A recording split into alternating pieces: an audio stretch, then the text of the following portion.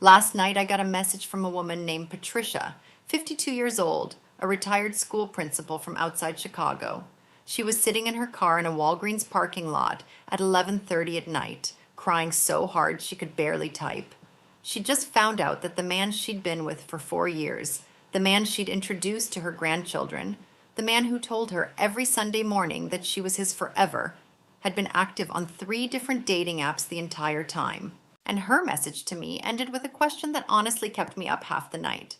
She wrote, Dr. Kingsley, how is it possible that I, a woman who ran an entire school district, who raised 3 children on her own, who has read every relationship book on the shelf, spent 4 years of my life begging for emotional crumbs from someone who saw me as a placeholder?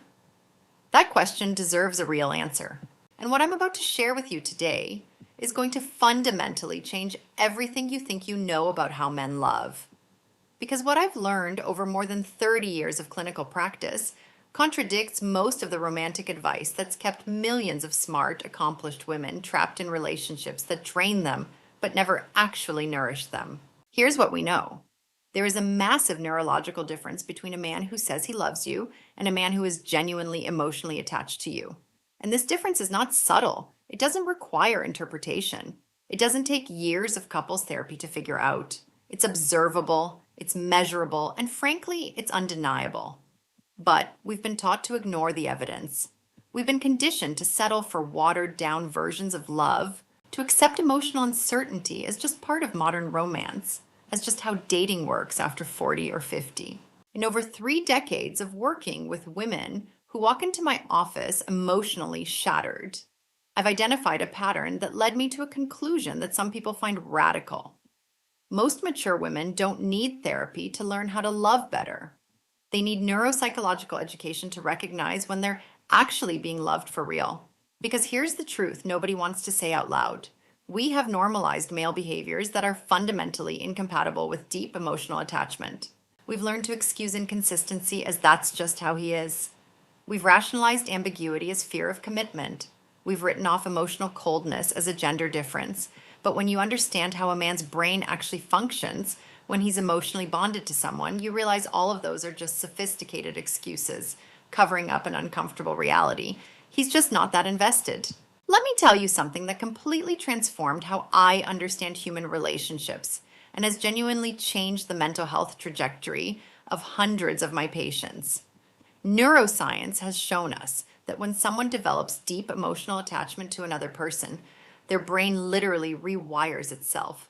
This isn't poetry. This isn't romance novel stuff. This is pure physiology. Neural circuits build new connections. Brain chemistry shifts in lasting ways, and this produces specific, predictable behaviors that are impossible to fake over the long haul. A man who is emotionally attached cannot convincingly pretend to be indifferent because his nervous system won't let him. He can't be hot and cold with you because inconsistency towards you creates real cognitive dissonance in his brain. He can't keep you in some gray area because his own brain is actively seeking security and clarity in the relationship. So, if you find yourself playing emotional detective trying to decode his feelings, if you're living on a roller coaster of hope and disappointment, if your mind can't rest because you don't know where you stand in his priorities, there's something fundamental you need to understand. Your intuition isn't broken. You're with someone whose brain hasn't developed deep attachment to you, regardless of what his words might suggest.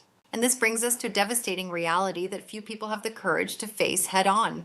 Mature women, especially those of us who've been through heartbreak before, we develop a dangerous tolerance for emotional mediocrity. We become experts at finding hope in crumbs, at reading inconsistency as a positive sign, at justifying behaviors that our gut instinct is screaming at us to reject. This survival skill that initially helped us get through difficult relationships becomes our biggest obstacle to recognizing genuine love when it finally shows up. Because we've trained our brains to survive on so little that when someone comes along ready to give us everything, we don't even know how to receive it. But here's what changes the whole game. When a man is genuinely emotionally attached, there are specific neurological patterns that are impossible to hide, impossible to fake, and impossible to misread. And knowing these patterns doesn't make you controlling or needy. It makes you an informed woman who simply refuses to accept emotional counterfeits anymore. The first pattern is what I call total neurological consistency. A man who's emotionally attached is predictable with you, not because he's boring, but because his brain has built reward circuits directly tied to your emotional well-being. He follows through on what he promises because breaking a promise to you causes him genuine physical discomfort. He calls when he says he'll call because his reward system fires specifically when he comes through for you. This consistency doesn't fluctuate based on his mood or whether he had a rough day at work or whether the Cowboys lost on Sunday. His prefrontal cortex, the part of the brain responsible for planning and self-regulation, is fully committed to the stability of your connection. He doesn't vanish emotionally after physical intimacy because sex, instead of satisfying his interest and killing his motivation, activates oxytocin pathways that actually intensify his bond with you. He doesn't leave you on red for days because communicating with you has become a neurological need, not a social obligation. Now here's something fascinating I've observed over and over. Women who've been in emotionally unstable relationships often distrust this kind of predictability. Their nervous system, wired for hypervigilance, reads calm as suspicious, stability as boring, security as a lack of passion. We've confused emotional chaos with romantic intensity for so long that when genuine peace arrives, our brain doesn't know what to do with it. But this stability isn't the absence of passion. It's mature passion. It's not a lack of emotion, it's regulated emotion. It's love that's evolved beyond survival mode into growth. The second pattern is what I call complete identity integration. A man who's emotionally attached doesn't have separate compartments in his life. There's no his life with you and his life without you. Your existence has become so fundamental to his sense of self that including you in every meaningful aspect of his world isn't a conscious decision. It's a natural extension of how his brain organizes reality. He introduces you to his family not because you've been together long enough that it's socially expected, but because he emotionally can't conceive of important events without you there. He brings you into his friendships not to impress you, but because his brain has merged your identity with his in a way that excluding you would require deliberate cognitive effort. Your presence isn't limited to the romantic department of his mind. You have active representation in his professional plans, his family decisions, his vision of the future, even his creative thinking. And when this integration happens, it becomes irreversible. It's not something he can toggle on and off based on convenience. It becomes part of his basic mental architecture. This is also why he naturally includes you in his decision-making process, not because he's lost his autonomy, but because your perspective has become part of how he thinks through problems.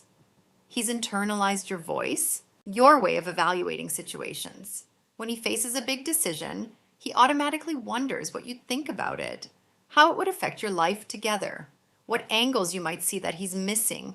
This isn't a loss of independence, it's evolution toward mature interdependence. You've gone from being the woman he's with to being part of his operating system. The third pattern dismantles one of the most damaging myths about male psychology.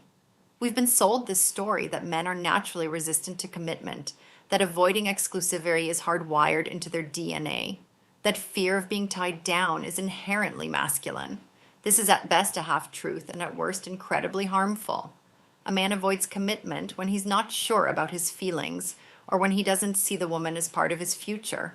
When attachment runs deep, the exact opposite happens. Commitment becomes an urgent emotional need, not a grudging social concession.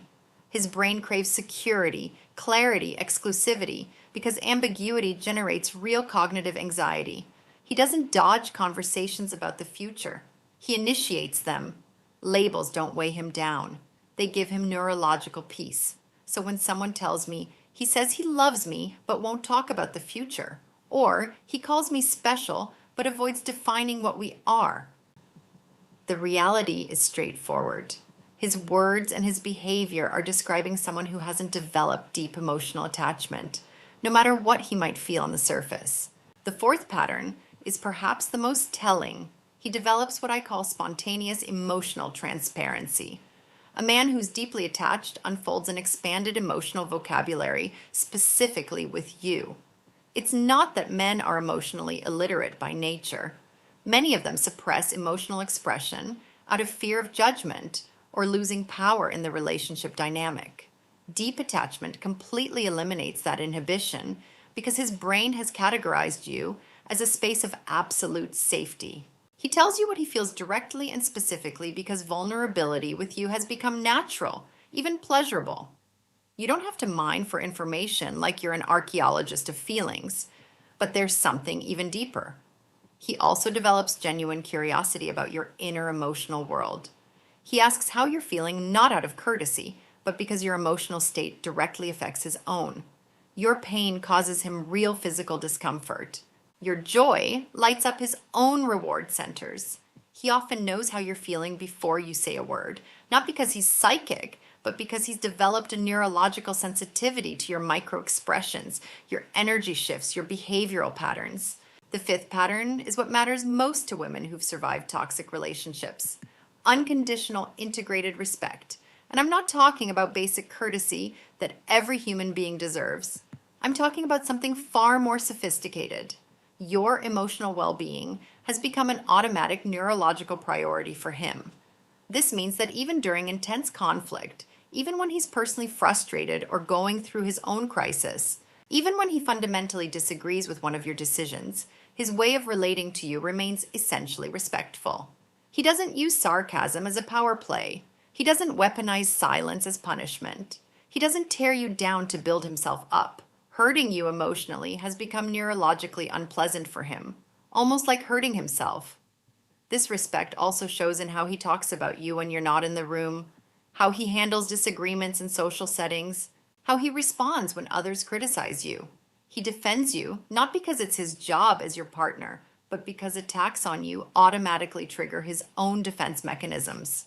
The sixth pattern is what I call proximity without agenda. Here's one of the deepest differences between surface level attraction and genuine emotional attachment. A man who's superficially interested seeks your company with concrete goals, fun, physical intimacy, entertainment, someone to watch the game with.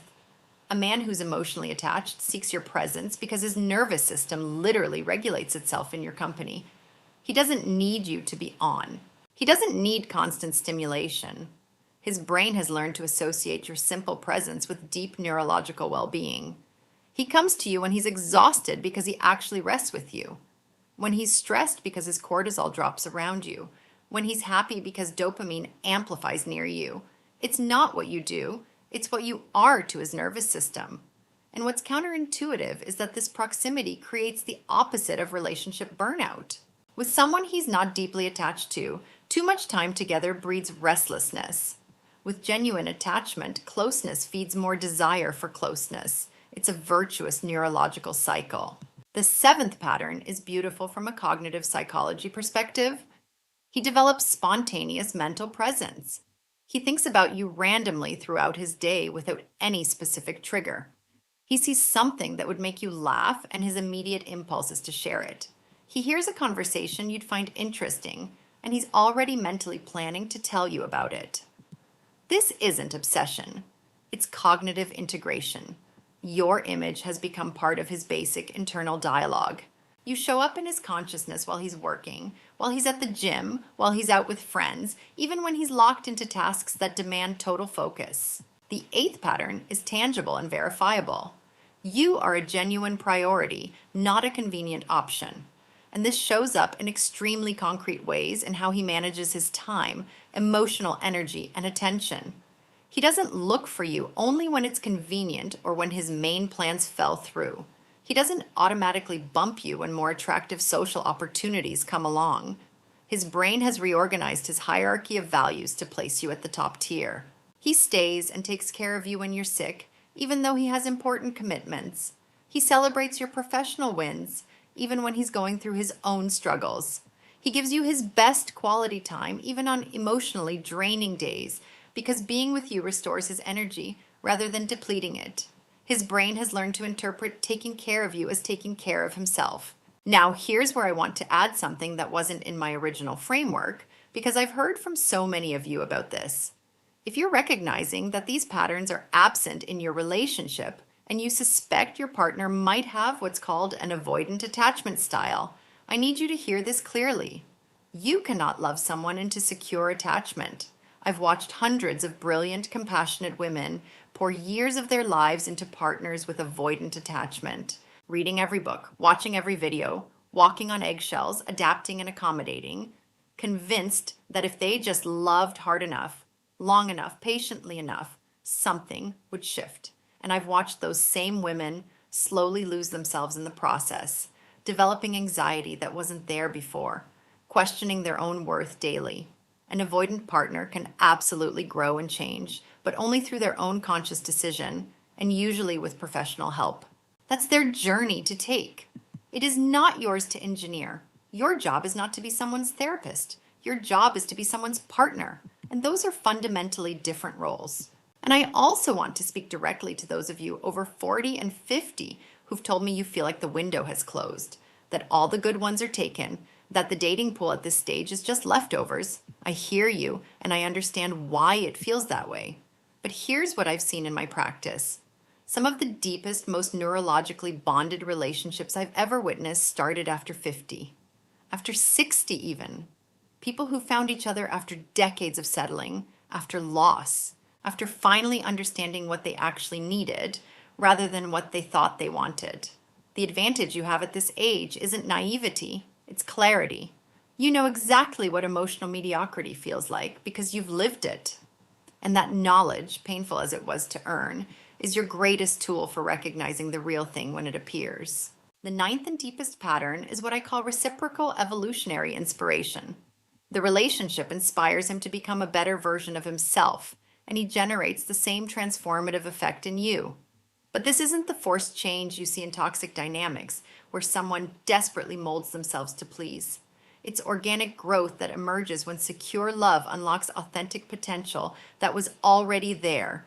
In his presence, you feel braver about chasing your dreams, sharper because he values and stimulates your mind, more generous because his love fills you until it overflows, more deeply yourself because you don't need to perform anything to be loved, and he experiences the same expansion. Not because you're consciously trying to improve each other, but because deep love creates a neurological environment where the best qualities of each person naturally flourish. It's as if the brain, once it finally feels completely safe, can dedicate energy to growth instead of emotional survival. When these patterns are present, what you experience goes beyond the traditional concept of being in love. You have what advanced psychology calls optimized adult secure attachment, the most mature, nourishing, and evolutionarily beneficial form of emotional bonding between human beings. Your mental health improves because chronic uncertainty disappears. Your immune system strengthens because relational stress is gone. Your creativity expands because your energy isn't being consumed by relationship anxiety. But if after hearing all of this, you recognize that what I've described is something you don't have, haven't had, or have been waiting to appear in a relationship that's been going on for a while, you need to understand something that could transform the rest of your emotional life. There is nothing wrong with you. Deep emotional attachment cannot be forced. It cannot be negotiated. It cannot be built through infinite patience with someone who isn't neurologically available. You can't love someone into becoming the person you need them to be. You can't give so much that you finally wake up their capacity for attachment. You can't be so perfect that their brain is forced to rewire itself to make you a priority. Sometimes the problem isn't that we don't deserve this kind of love. Sometimes the problem is that we've been investing our most precious emotional energy in people who simply aren't equipped to give it back, regardless of their conscious intentions or well-meaning words. We've confused emotional intensity with depth of connection. We've mistaken complication for genuine passion. We've normalized living on emotional roller coasters because we've forgotten what real security even feels like. But emotional maturity gives us something priceless that younger women don't yet possess: the developed neurological capacity to distinguish between what excites us temporarily and what nourishes us permanently, between what we like and what truly helps us flourish, between what we desire and what we genuinely need to keep growing. Every woman at every age deserves a love that confirms her intrinsic worth every single day, not one that makes her question it constantly. She deserves emotional security that lets her nervous system finally relax, not chronic anxiety dressed up as passion. She deserves to be consciously chosen and consistently celebrated, not conveniently tolerated until something better comes along. The love I've described through these patterns is not some idealized romantic fantasy. It exists. It's possible. It's accessible. And it's available to any woman who has the courage to refuse to settle for less than what her brain, her heart, and her future genuinely need in order to thrive. Your only responsibility is to know these patterns well enough to recognize them when they show up, and to value yourself enough to walk toward them when they do, even if that means walking away from situations that are giving you less than you deserve.